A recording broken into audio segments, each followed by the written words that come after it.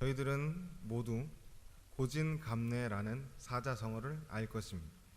이 말을 직역하면 쓴 것이 다하면 단 것이 온다라는 뜻입니다. 조금 풀어서 이야기한다면 고생 끝에 낙이 온다, 혹은 힘든 일이 있은 후에 좋은 일이 있다라고 이야기할 수 있을 것입니다. 그렇다면 우리들은 이 말을 언제 사용할까요? 이 말은 일상적으로 사용하는 용어는 아닐 것입니다. 보통 우리들은 이 말을 힘들 때 사용하곤 합니다. 지금의 이 고생이, 이 힘든 일이 지나면 좋은 날이, 또 좋은 일이 생길 것이라고, 지금은 잘 견뎌보자고 그렇게 다짐하며 혹은 이야기하며 사용할 것입니다. 마치 오늘의 본문 말씀과 같이 말입니다. 오늘 본문의 말씀은 이사야 선지자가 바벨론의 포로로 생활하는 이스라엘 백성들에게 하는 말입니다. 이스라엘 백성들에게 희망을 전하며 회복을 전하는 말입니다. 지금은 힘든 포로로서 생활하지만 우리들은 곧 이스라엘로 돌아갈 것이며 다시 우리들의 예전 삶을 회복할 것이라고 이야기합니다. 갈수록 어려워지는 경제와 강팍해지는 인심 속에서 실업률은 높아서 더 이상 떨어지지 않으며 아파트 가격은 잡힐 줄 모르는 시대입니다. 함께 사는 것보다 우선 나부터 살자는 생각이 만연한 지금이기에 서로를 돌아보며 상처받는 사람과 어려운 이웃을 돕기보다는 우선 나, 또 내 가정을 먼저 돌아보게 되는 세대입니다. 또 서로를 돌아보며 상처받은 사람이나 힘든 사람이 있으면 도와주기보단 그 사람들을 이용하려 하고 또 그 사람들을 밀어내려 하는 것이 현 시대입니다. 그렇기에 육신이 힘들어도 마음이 힘들어도 어느 한 군데 가서 하소연할 사람도 또 장소도 마땅치 않은 것이 현실입니다. 어느 한 곳도 희망을 이야기하는 곳이 없는 이 시기는 마치 바벨론에서 포로로서 생활하는 이스라엘 백성의 생활과 비슷하지 않을까 생각될 정도입니다. 그런데 오늘 이런 이스라엘 백성에게 선지자 이사야는 회복을 이야기하고 있습니다. 절망에 빠져 있고 심신이 지쳐서 여유가 없는 이스라엘 백성들에게 희망을 이야기하고 있습니다. 곧 회복될 것이고 우리들은 예전의 생활로 다시 돌아갈 것이라고 말씀하고 계십니다. 우리가 다시 이스라엘로 돌아가면 이런 일들이 일어날 것이다 말하고 있습니다. 오늘 본문의 말씀 전 장인 59장에서는 과거 남유다의 잘못된 행적들에 대해서 이야기하고 있습니다. 남유다가 멸망한 이유를 설명하며 오늘 본문의 말씀은 이스라엘의 회복을 이야기하고 있습니다. 이스라엘이 회복된다면 힘든 이 시기를 지나면 너희들의 삶이 회복될 것이라고 말씀하고 계십니다. 그렇다면 어떤 좋은 날들이 올까요? 첫 번째는 삶이 회복된다고 말씀하고 계십니다. 오늘 본문의 말씀 5절을 함께 읽어보도록 하겠습니다. 시작. 그때 내가 보고 기쁜 빛을 내며 내 마음이 놀라고 또 화창하리니 이는 바다의 부가 내게로 돌아오며 이방 나라들의 재물이 내게로 옴이라. 바다의 부가 내게로 돌아온다고 말씀하고 계십니다. 이방 나라들의 재물이 내게로 온다고 말하고 있습니다. 돌아온다는 것은 원래 우리 것이 다시 우리 것으로 된다라는 말입니다. 재물이 돌아온다는 것은 삶과 문화가 회복된다는 것입니다. 사람이 살아가는데 참 많은 것들이 필요합니다.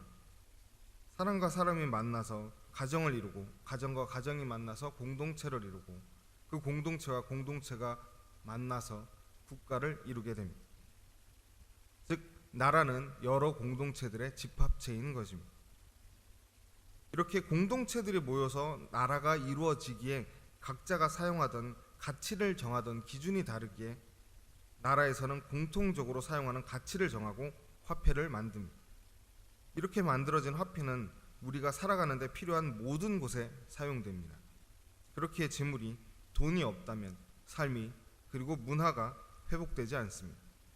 그렇게 바다의 부가 다시 돌아온다는 것은, 그리고 이방의 재물이 돌아온다는 것은 바로 삶이 회복되며 이스라엘의 문화가 다시 회복된다는 것입니다. 농담처럼 이야기하듯 물질이 있는 곳에 마음이 있다고 이야기합니다. 그것처럼 물질이 있는 곳에 문화가 있습니다. 문화란 그 공동체가 공통적으로 생각하고 생활하는 환경입니다. 그렇게 물질이, 재물이 회복된다는 것은 삶이 회복되며 문화가 회복된다는 것입니다. 두 번째로 민족이 회복될 것이라고 이야기합니다. 오늘 본문의 말씀 6절을 함께 읽어보도록 하겠습니다. 시작. 허다한 낙타 미디안의 게바의 어린 낙타가 내 가운데에 가득할 것이며 스바 사람들은 다 금과 유향을 가지고 와서 여호와의 찬송을 전파할 것이며. 6절에 나오는 미디안은 아브라함과 그두라의 자손입니다. 그중 에바는 그런 미디안의 장남입니다. 예수님의 계보에는 들어가지 못했지만 파생되었던 자손들이 그 일파 중 미디안이 이스라엘로 돌아온다는 것입니다. 이것은 단순히 아브라함의 자손이 멀리 있던 일족이 돌아온다는 것이 아닙니다. 모든 이스라엘 민족이 회복되며 함께 모인다는 것입니다. 여러 가지 일들로 인해 멀어졌던 우리의 동족들이 한 자리에 모이게 되는 것입니다. 민족의 회복이 일어난다는 것입니다. 어려워서 혹은 어떤 이유에서든지 돌아보지 못했기에 멀어졌던 내 이웃, 내 형제 자매가 돌아온다는 것입니다. 민족이 회복되며 멀어졌던 내 이웃, 내 형제와 자매가 다시 가까워지며 공동체가 회복된다는 것입니다. 문화가 회복되며 삶이 회복되고 그 공동체를 이루었던 구성원이 다시 회복된다는 것입니다. 코로나 바이러스로 고통받는 중국이 세계의 여러 나라들의 참 많은 부분에서 뻔뻔하게 나올 수 있는 것은, 또 자신들의 이야기를 거침없이 할 수 있었던 것은 가장 큰 이유는 결국 인구입니다. 인구가 많다는 것은 그 자체로도 큰 힘입니다. 경제학자들이 북한과의 통일을 원하고 기대하는 이유는 인간적인 이유에서가 아닙니다. 동포애적인 이유에서가 아니라고 합니다. 바로 북한과 남한이 합쳐졌을 때, 통일되었을 때 이루는 인구가 1억 명 가까이 되어서라고 합니다. 1억 명 정도가 되면 내수 경기만으로도 어느 정도 자생적으로 생활할 수 있는 경제가 마련된다고 합니다. 즉 외부의 침입이나 흔드는 것에서 어느 정도는 자유롭게, 또 저희들만으로도 충분히 경제가 돌아갈 수 있다라는 이야기입니다. 그렇기에 13억의 인구를 가진 중국에서는 어떤 일을 하더라도 내수 경기가 있기에 쉽게 나라의 경제가 흔들리지 않는다고 합니다. 자체적으로도 충분히 소화할 수 있기 때문에 외부의 일들로 인해 나라의 경제가 흔들리지 않는다고 합니다. 그렇기에 민족의 회복은 나라의 경제가 회복된다는 것이고 나라가 안정된다는 것입니다.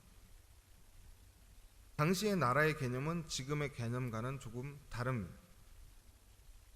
나라가 없는 민족은 약탈의 대상이며 다른 나라들의 좋은 노동력 공급처가 되는 것입니다. 나라가 없는 민족은 또 다른 나라들의 쉽게 공격을 당하고 또 쉽게 약탈당하기도 합니다. 그렇기에 민족이 회복되고 나라가 회복된다는 것은 민족의 삶이 안정된다는 것입니다. 또 나라가 안정된다는 것은 문화에 대한 욕구가 강해진다는 것입니다. 예로부터 강대국들은 문화가 발달해 왔습니다. 르네상스 시대를 주도했던 프랑스의 경우 미술과 조각, 건축물에 이르기까지 각종 문화와 예술이 발달하였습니다. 이러한 문화와 예술이 발전하기 위한 조건은 안정된 국가입니다. 당시 프랑스는 세계에서도 꼽히는 강대국이었습니다. 그렇기에 그들은 침략당하는 입장이 아니라 침략을 하는 입장이었습니다. 그렇기에 다른 민족들을 침략하고 가지고 온 각종 예술품들을 바탕으로 문화와 예술은 더욱 발전하였습니다. 그렇기에 민족이 많다는 것만으로도 국가의 힘은 강해지게 되는 것입니다. 세 번째로 이루어지는 회복은 예배의 회복입니다. 함께 7절의 말씀을 읽어보도록 하겠습니다. 시작. 게달의 양 무리는 다 내게로 모일 것이요 느바요의 순양은 내게로 공급되고 내 제단에 올라 기꺼이 받음이 되리니 내가 내 영광의 집을 영화롭게 하리라. 이스마엘의 자손인 게달과 느바요의 양과 순양으로 제사 드린다는 것은 이스라엘이 다시 예배를 회복하고 하나님과 맺은 언약을 지키는 민족으로 돌아간다는 것입니다. 하나님과 맺은 언약과 하나님께 드리는 예배를 회복한다는 것은 이스라엘 민족의 완전한 회복을 뜻합니다. 거기에 더불어 영화롭게 하신다는 이야기입니다.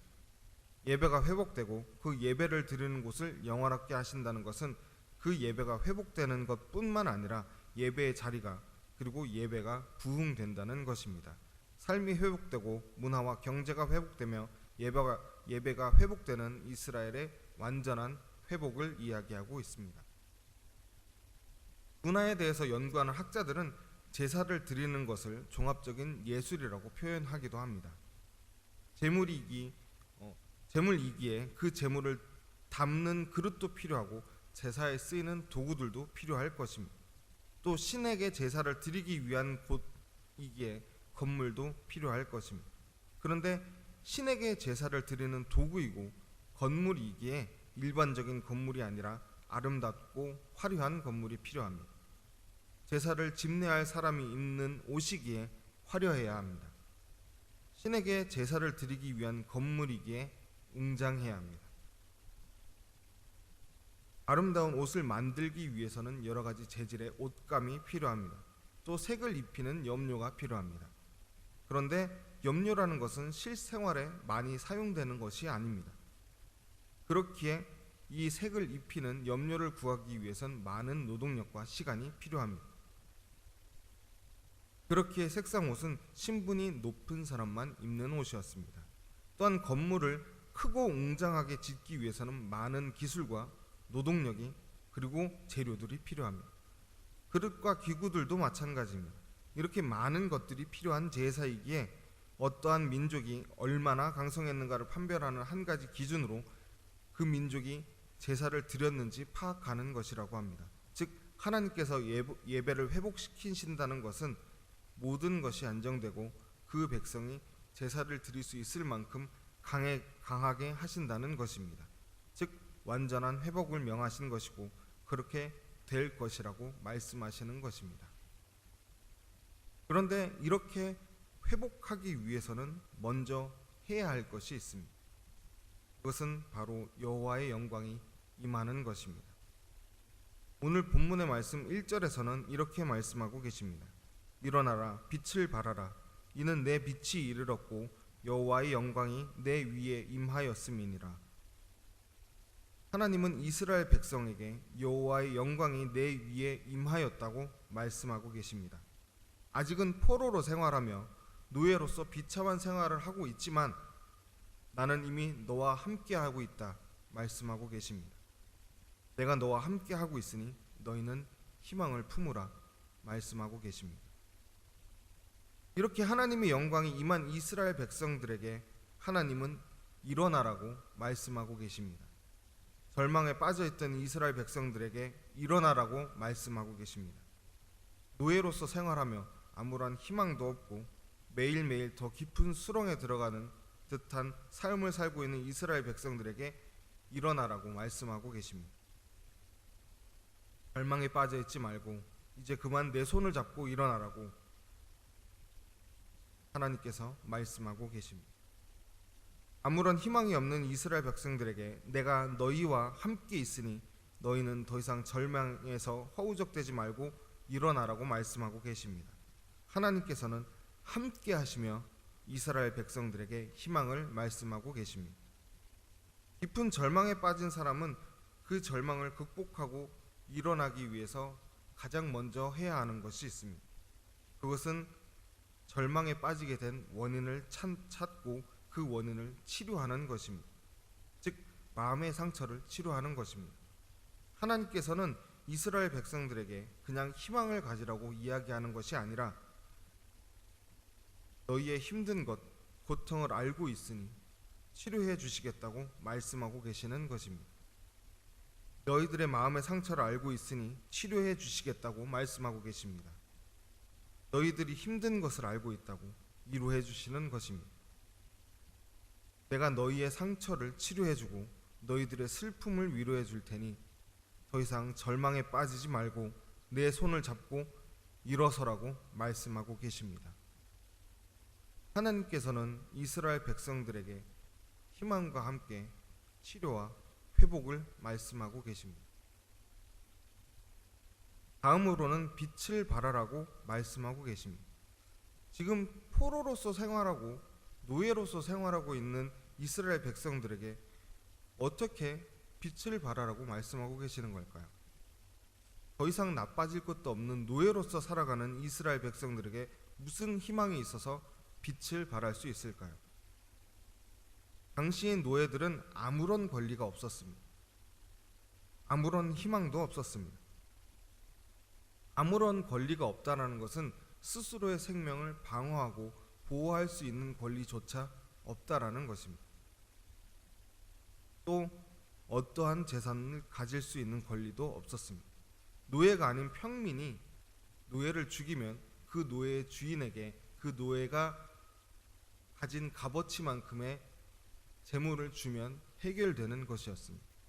즉 노예는 인간으로서의 삶을 살아가는 것이 아니라 한 재물로서 또 재산으로서 물건으로서 살아가는 삶을 살고 있었던 사람들입니다. 그런데 어떻게 희망을 가지며 빛을 발할 수 있었을까요? 하나님께서는 스스로 일어나라고 말씀하고 계시지 않습니다. 스스로 빛을 발하라고 말씀하시는 것이 아닙니다. 여호와의 영광이 내 위에 임하였기 때문에 일어나라. 내가 치료하고 위로해 주겠다고 말씀하고 계십니다. 여호와의 영광이 내 위에 임하였으니 너희가 이제 빛을 발하라고 말씀하고 계십니다.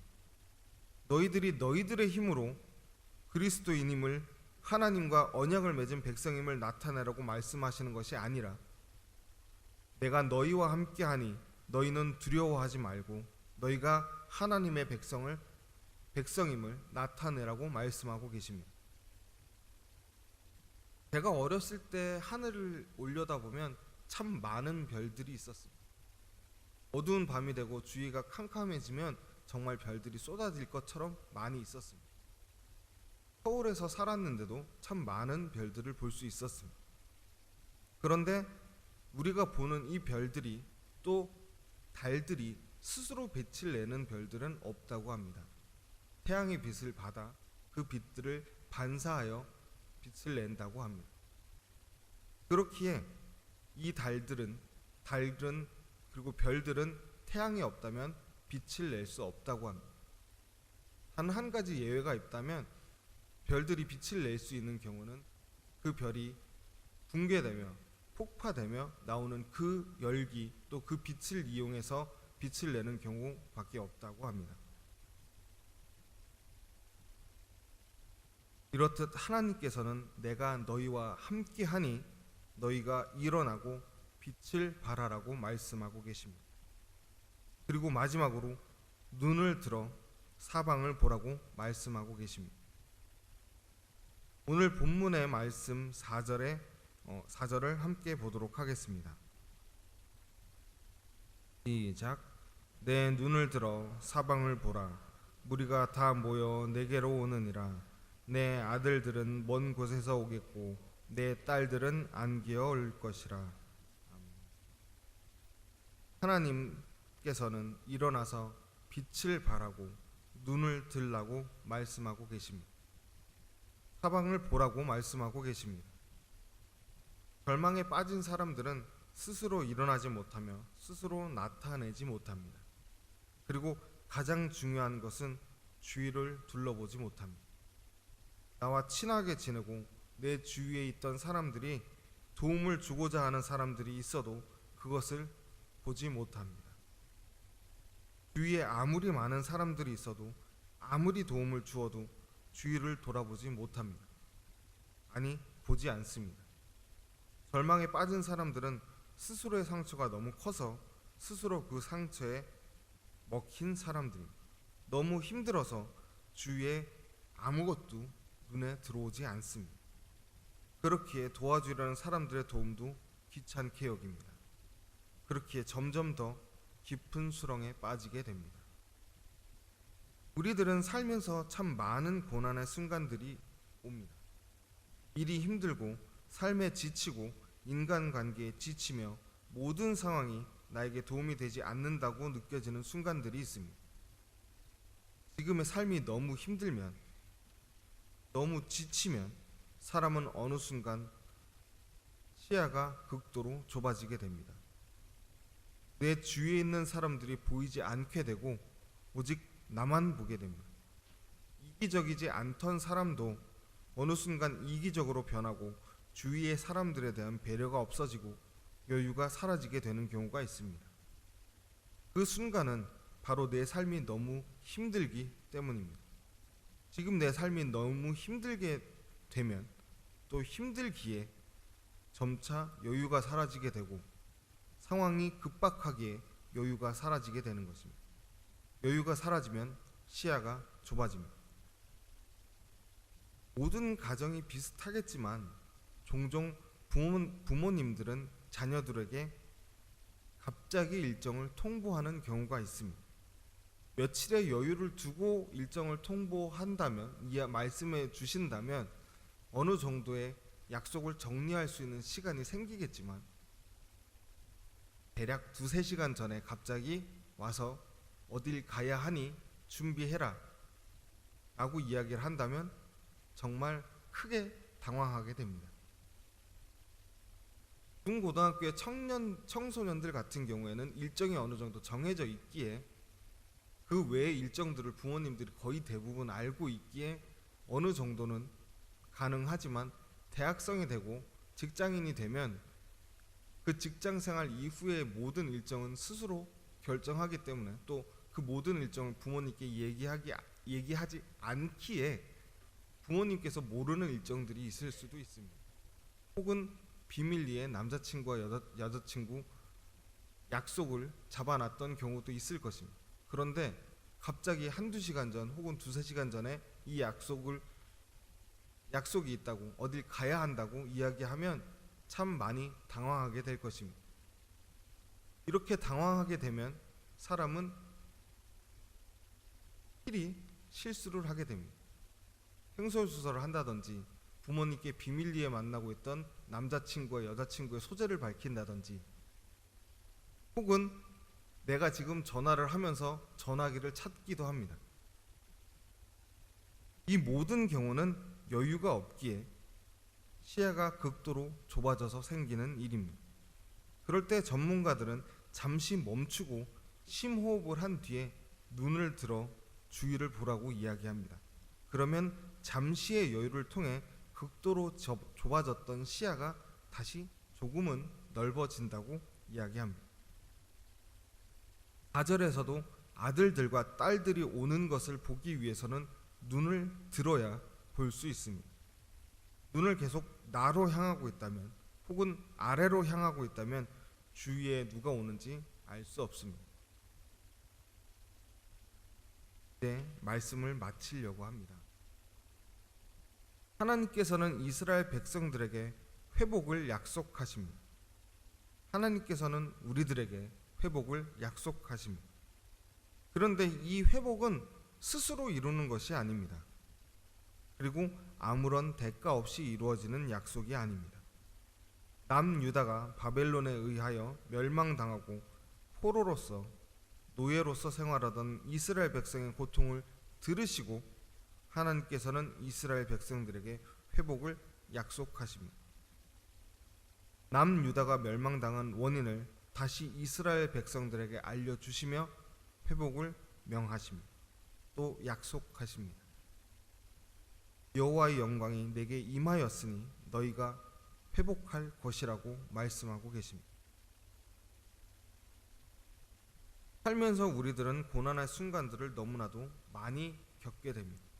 때로는 스스로 이겨낼 수 있는 고난도 있지만 때로는 스스로 이겨내기 힘든 고난도 옵니다. 그렇게 우리들에게 하나님께서는 회복을 약속하고 계십니다. 여호와의 영광이 우리 위에 임할 때 회복을 약속하십니다.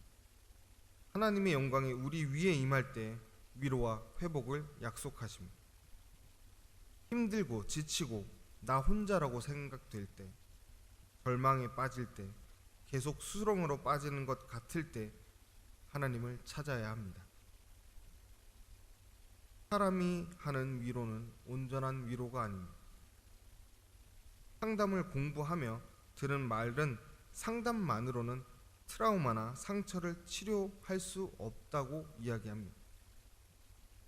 상담은 상처를 스스로 볼 수 있도록 도와주는 것이라고 합니다. 또 스스로 극복하는 데 도움을 주는 보조적인 수단이라고 이야기합니다. 그렇기에 상담만으로는 자신의 상처를 모두 치료할 수 없다고 이야기합니다. 즉 상담에서 이야기하는 트라우마를 극복하는 방법은, 혹은 마음의 상처를 치료하는 방법은 그 상처를, 트라우마를 스스로 보며 스스로 인식하며 스스로 그 상처를 치료하고 트라우마를 극복할 수 있는 방법을 찾아 스스로 이겨내는 것입니다. 그런데 하나님께서 주시는, 또 하나님께서 약속하시는 치료와 회복은 세상 사람들이 주는, 또 사람이 주는 치료와 회복과는 전혀 다른 완전한 회복입니다. 아무리 힘든 상황에서도 하나님께서는 우리들을 일어나게 하십니다. 아무리 힘든 상황 속에서도 우리가 빛을 발하게 하십니다. 아무리 여유가 없는 상황에서도 하나님께서는 우리의 눈을 들어 주위를 보게 하십니다. 삶에 지치고 힘든 모든 사람들을 하나님께서는 부르십니다. 그리고 언제나 말씀하십니다. 내가 너희와 함께 있다. 내가 항상 너와 함께 있다. 그러니 너는 나를 의지하고 일어나라. 그리고 빛을 발하라. 그리고 눈을 들어 사방을 보라. 말씀하고 계십니다. 저희가 일어서서 빛을 발하고 눈을 들어 사방을 본다면 너희에게 오는 사람들이 보일 것이고, 너희들의 삶이 그렇게 회복된다면 너희들의 나라가 회복될 것이고, 너희들의 나라가 회복되면 예배가 회복될 것이라고 말씀하고 계십니다. 지금 혼자라고 생각되고 주위에 아무도 없는 것 같고 아무도 나를 이해해주지 못한다고 생각되는 그 순간에도 하나님께서는 우리와 함께 계십니다. 아무도 내가 힘들고 괴로워 고통 중에 몸부림치는 그 소리를 듣지 못한다고 생각할 때, 또 그렇게 생각될 때에도 하나님께서는 우리들의 고통의 소리를 듣고 계십니다. 하나님께서는 선택하시고 약속을 맺은 하나님의 백성들이 하나님을 떠나 하나님이 싫어하는 그 모든 행동들을 하셨을 때에도, 그로 인해 남유다를 바벨론으로 통하여 멸망시키셨을 때에도 하나님께서는 다시 이스라엘 백성에게 회복을 명하셨습니다. 하나님의 때에 하나님이 정하신 방법으로 회복을 명하셨습니다. 하나님을 믿으며 예수 그리스도를 우리의 구주로 믿지만 때로는 하나님께서 하지 말라고 하는 일들을 하기도 하고, 또 때로는 외면하기도 했던 지금의 우리들에게 하는 말씀이십니다. 그럼에도 불구하고 내가 너에게 회복을 약속할 것이다. 내가 너와 함께 할 것이다. 내가 너와 함께 한다. 그러니 나를 의지하여 일어나라. 빛을 발하라. 나와 함께 한다면 눈을 들어 사방을 볼 수 있을 것이다. 내가 회복시켜 주겠다. 그리고 나를 의지하라고 말씀하시는 하나님과 항상 함께 하시는 여러분과 제가 되었으면 좋겠습니다. 기도하겠습니다. 사랑과 은혜가 풍성하신 하나님 아버지, 오늘 이사야를 통하여 이스라엘 백성들에게 약속하셨던 그 회복의 말씀을 저희에게도 임하여 주시옵소서. 저희가 저희의 힘으로 회복하는 것이 아니라, 저희가 저희의 힘으로 일어서는 것이 아니라, 빛을 발하는 것이 아니라 오직 여호와의 영광이 저희 위에 임하셨을 때 그 빛을 발하고 또 일어설 수 있음을 기억하고 또 다짐하며 언제나 하나님을 향해 기도하는 저희들이 될 수 있도록 인도하여 주시옵소서. 이 모든 말씀 우리 주 예수 그리스도의 이름으로 기도드립니다. 아멘.